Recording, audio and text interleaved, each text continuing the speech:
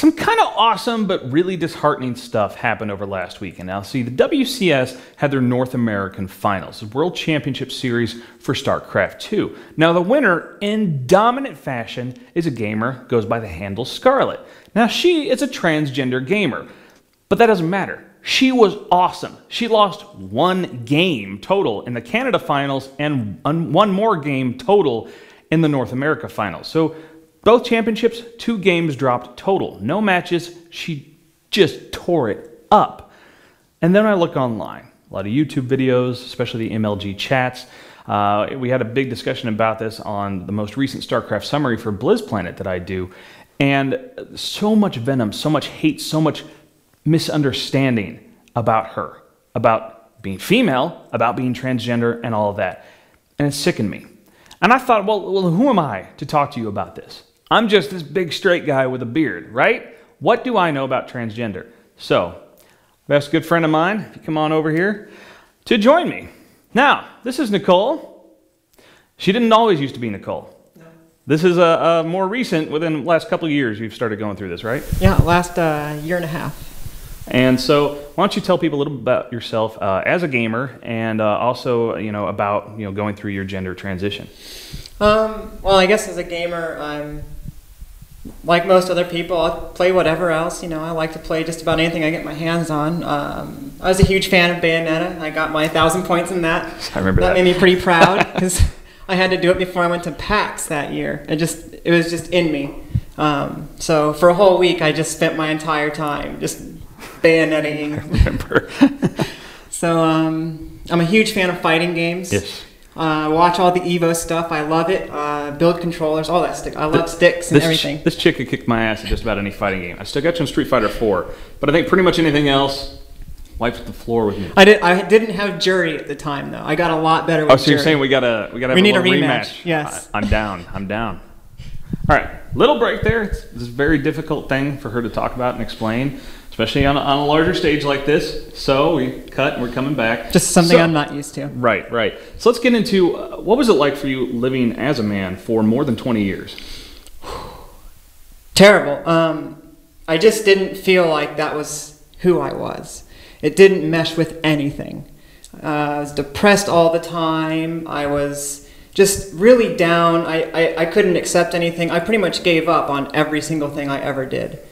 Outside of gaming, it just became my crutch. All I did was just sit around and play games. I mean, I would just marathon one until it was done. And that was pretty much the only reason I even played RPGs at the time. I mean, all through high school, all through college and things like that, you're just worried about somebody finding this weird little thing out, like just everybody rejecting you at all times. So it just buries itself. And once that seed gets in there, it just grows and grows and grows, and your situation just gets worse and worse until I just had a breakdown. I mean, I tried to kill myself. I don't even remember how many times. Basically, if it wasn't for my ex-girlfriend at the time, she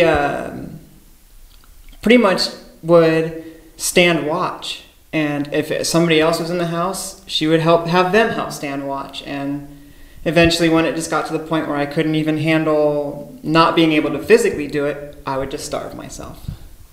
Things like that. It eats away at you so much.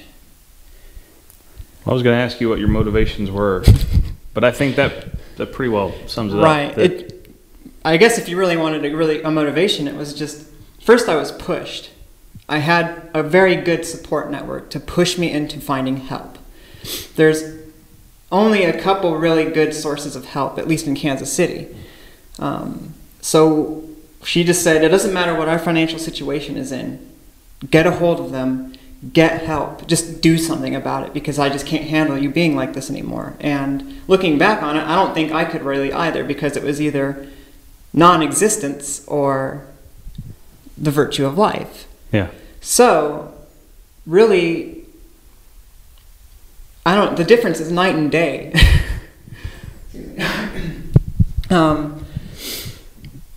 I can't even imagine. I wouldn't even say it was living. I wasn't living at all. I gave up all of my artwork. I gave up everything. It was just the most void-like thing I could describe.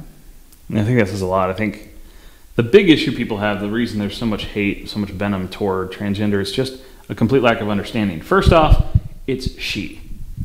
The pronoun is whatever they feel like they truly are. That's what it is. I saw a lot of that, and that to me is less hateful, and that's just more you don't know, and that's okay. But yeah, with Scarlett, with Nicole, it is she. That is the way to go. But it gets much deeper than that. It's so hard for people. I can't wrap my head around being that way. You know, I can't explain that. So I know you have helped some other people, mentoring people, yes. going through this transition.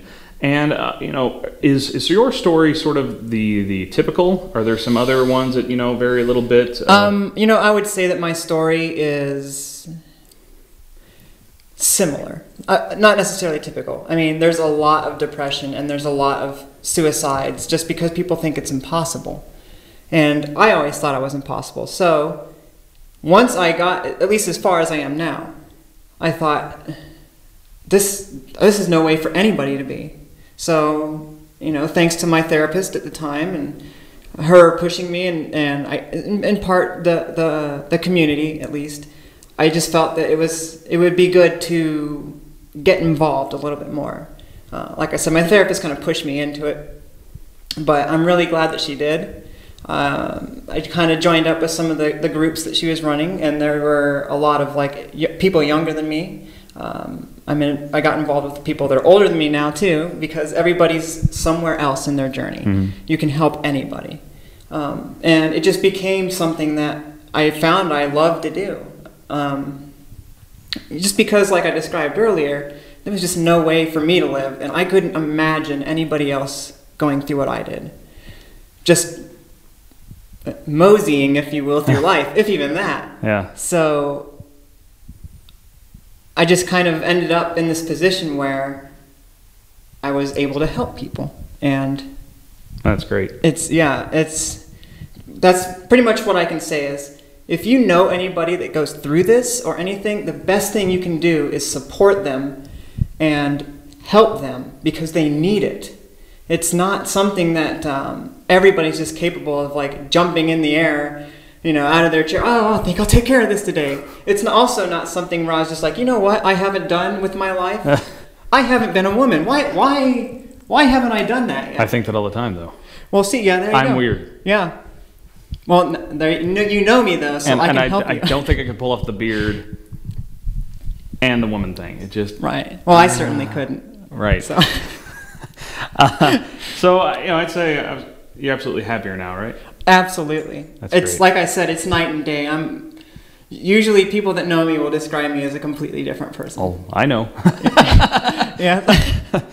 Big smiles. Yes. That's what it's about. And it is. That's one of the best things that you can help a person achieve. Yeah. But you've talked about how difficult this journey is and how yes. hard that is. And I know this has taken a lot for you to come on the show. And I've got 3,800 subscribers. Scarlett, okay, you're all right. It's okay. Scarlett's on an international stage, right? And especially, I mean, all of these get cast out to anybody who wants to buy it on the internet, but also now going to Shanghai, going to the World Championships. How hard do you think that's got to be for her to jump onto that international stage? And I know every interview she does, she's like, "I know you're going to ask. Yes, I'm transgender." Moving on. Right. I was actually going to start with that. Because I've seen some of her bio video, and I kind of read up on it when you got a hold of me, because I'm not a part of the StarCraft community. I played the first one, went through it, don't have the second one.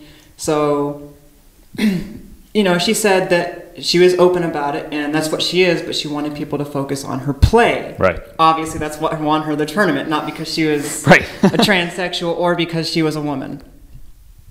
I just don't see how those are major factors in your ability to play, obviously. Right. Just like we've talked about with fighting, is where I can whip your ass for the most part. So, honestly, it really kind of comes down to how much it's going to bug her. Mm-hmm. How much she can let go of that stuff, or just not even let it phase her. And so from what I've seen, it really doesn't seem like it does. So really, I don't think it's going to be anything hard unless she lets it be. Yeah.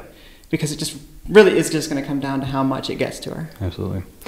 So like I said, you were talking about some support groups, and so it'd be nice to tell some people. And we talked about this a little bit, like I said, on the StarCraft summary for Blizz Planet with Wick Thomas, who's a big advocate for LGBT, and talked a little bit about. But also, I want to get from you, what are some good places, maybe websites people can go and visit to help better understand transgender and what that's like and what those people are going through, and also maybe to help if they want to find people to support and whatnot. Where can they go? Who can they talk to?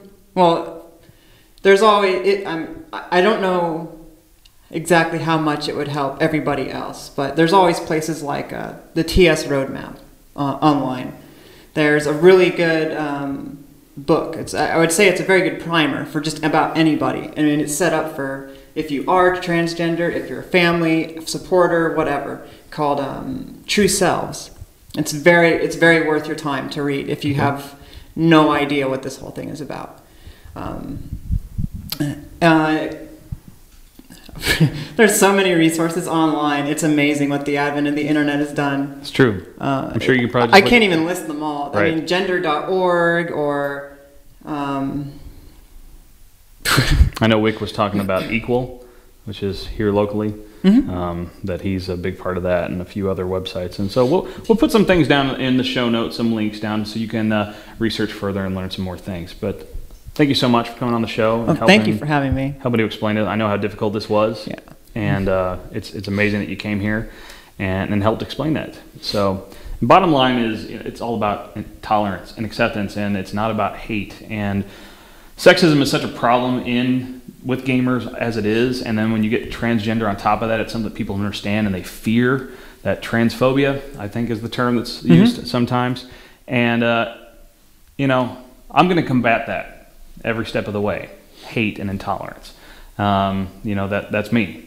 And if you disagree, then go watch another show. Flat out. All right, guys, that's it for my controller confessional and my video this time. See you next time.